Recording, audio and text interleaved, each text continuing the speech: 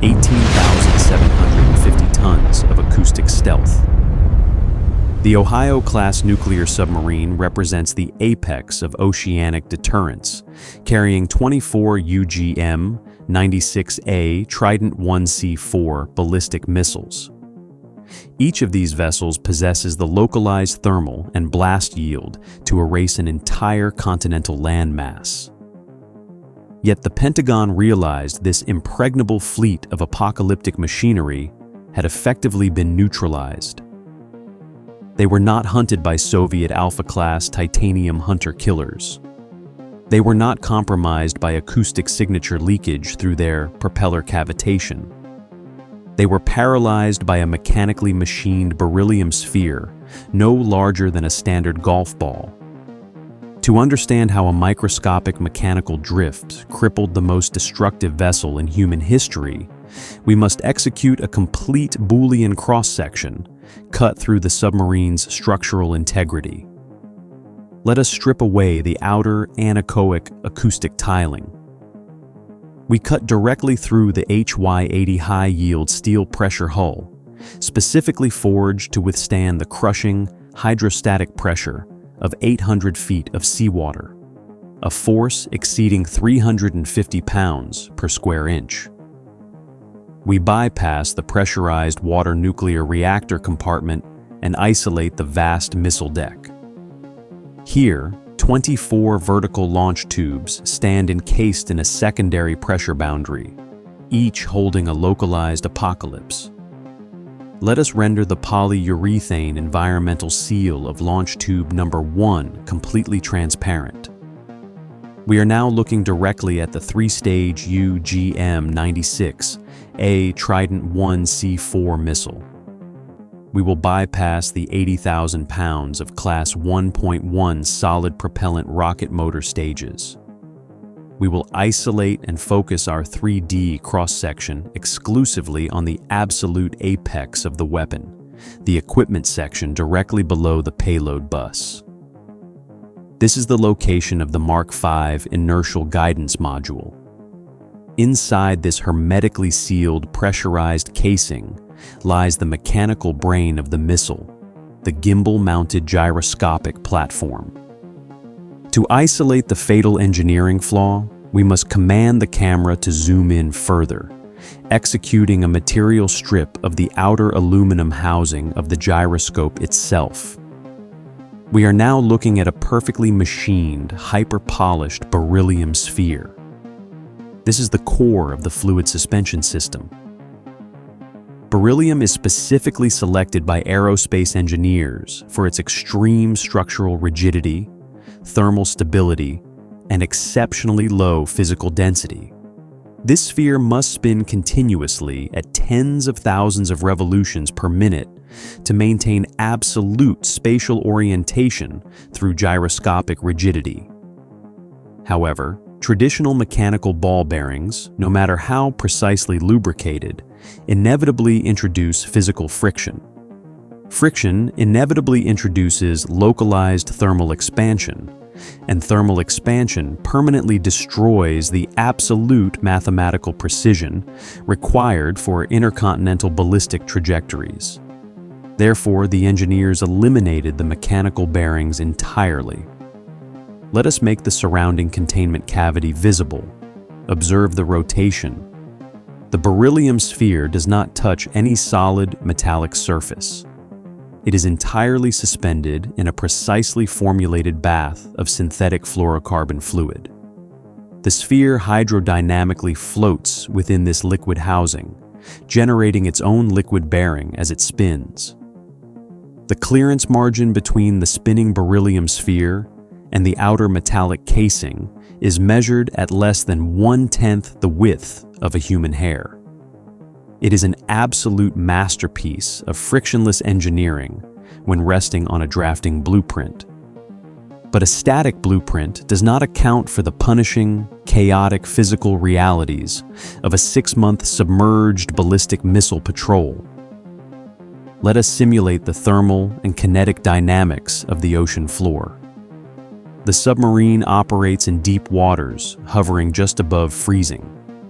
Despite the Ohio's internal climate control systems, subtle thermal gradients inevitably bleed through the immense steel hull. We must analyze the chemical viscosity of the fluorocarbon fluid surrounding the spinning beryllium sphere under these fluctuating microclimates. As microscopic thermal variations occur inside the Mark V module during the long patrol, the fluid's absolute viscosity undergoes an infinitesimal, localized shift. The fluorocarbon fluid becomes microscopically thicker, gaining microscopic resistance on one side of the microscopic gap. This creates instantaneous hydrodynamic pressure asymmetry. The spinning, beryllium sphere is no longer perfectly centered within its liquid cradle. It is being pushed off its absolute rotational axis by an immeasurable fraction of a micrometer. The gyroscope begins to experience parasitic torque.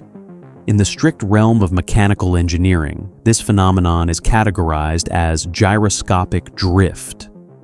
The fluid suspension, engineered to be the ultimate frictionless vacuum, has devolved into a dynamic thermal trap. The instrument that dictates roll, pitch, and yaw, the absolute authority telling the missile which way is the sky and which way is the target vector, is slowly feeding corrupted telemetry to the firing control computer. A drift rate of merely 1/100th of a degree per hour seems completely irrelevant inside a statically controlled laboratory environment. But a submerged Ohio-class submarine is subjected to constant hull flexing from external deep ocean water pressure. It relies entirely on its internal ship's inertial navigation system to continuously update and correct the resting missile's gyroscope via data link. Because of the fluorocarbon viscosity shift, the beryllium sphere is drifting off its alignment. The mathematical coordinates within the guidance computer are actively corrupting second by second, and the 24 ballistic missiles sitting in the launch tubes are now essentially blind, stripping the submarine of its sole operational purpose. Let us quantify this mechanical failure through the strict lens of linear mathematics and orbital mechanics. Down here, hovering in the abyssal plains under immense hydrostatic pressure, a drift rate of 0.01 degrees per hour seems microscopic. But a ballistic trajectory is an unforgiving multiplier of errors. When the steam ejector hurls the Trident C4 out of the ocean, breaking the surface in a massive eruption of cavitation bubbles, the first stage solid rocket motor ignites, blasting the missile through the stratosphere. By the time the third stage burns out and the equipment section is coasting at the edge of space at Mach 24, that microscopic alignment error has violently escalated. If the Mark V gyroscope thinks the vehicle is perfectly level when it is actually tilted by a fraction of a degree, the thrust vector control system will actively steer the missile off its intended flight path to correct this phantom error. Let us simulate the catastrophic re-entry sequence. The post-boost vehicle, operating in the vacuum of space, maneuvers to release the multiple independently targetable re-entry vehicles, the MIRVs, each carrying a 100 kiloton W-76 thermonuclear warhead.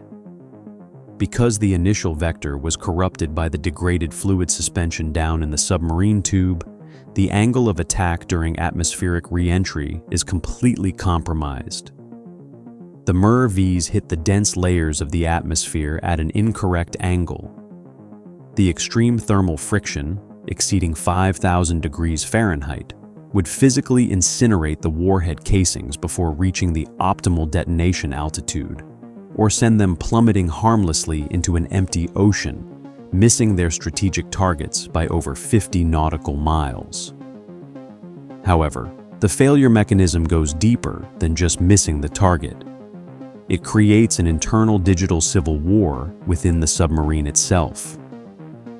let us look at the fire control system interface in the Ohio's command center.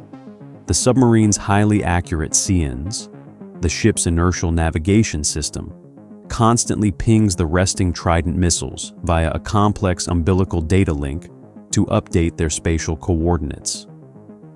Suddenly, the submarine's central computer detects a massive telemetry conflict. The CN's data states the submarine is perfectly level, cruising at a depth of 400 feet. The Mark V gyroscope inside the missile, suffering from fluorocarbon viscosity shift, stubbornly reports a heavy starboard roll. Faced with contradictory physical data, the firing sequence computer executes an automated safety protocol. It initiates a hard system lockup. The hydraulic launch valves are electronically frozen. The steam generators are disabled. In a matter of seconds, an 18,750-ton technological marvel is reduced to a blind, toothless piece of floating iron. When the diagnostic reports finally reached the Pentagon, the engineering reality sent shockwaves through the Department of Defense. They were facing an unprecedented logistical and strategic nightmare. The most reliable leg of the nuclear triad was fundamentally broken by a fraction of a micrometer of fluid friction. The Joint Chiefs had no choice. They transmitted a highly classified emergency action message, an EAM, across the extremely low-frequency radio network. The order was absolute, an immediate fleet-wide recall. 12 Ohio-class nuclear submarines, actively patrolling the deepest, darkest corners of the ocean, were simultaneously ordered to abort their deterrence missions, surface to periscope depth to confirm the unthinkable, and turn back to port. For a brief, terrifying window in geopolitical history, the ultimate invisible shield of the United States had a massive, gaping hole. The fix required abandoning the perfect sphere concept entirely. When engineers designed the successor, the Trident II D5, they stripped out the fluid suspension completely. They implemented a gas-bearing gyroscope, where the rotating mass is suspended on a microscopic cushion of pressurized helium gas, completely eliminating the viscosity issues of cold liquids under pressure. They also integrated an astro-inertial navigation system. Let us visualize this upgrade. Upon breaking the ocean surface, the D5 missile physically looks at the stars through a specialized quartz window, optically acquiring stellar constellations to recalibrate its own gyroscope in real time before initiating the main burn. The near collapse of the Ohio fleet serves as a chilling testament to the fragile nature of extreme engineering. You can build a hull out of titanium and high-yield steel. You can harness the power of a split atom to cruise indefinitely. But in the unforgiving arena of mechanical physics, the apocalypse can be postponed by a single, faulty drop of lubricating fluid. If you are fascinated by the terrifying intersection of engineering and military history, make sure to subscribe to DEFUNCT. Leave a comment below on which apocalyptic machine you want us to dissect next. We will see you in the next deep dive into the mechanical graveyard.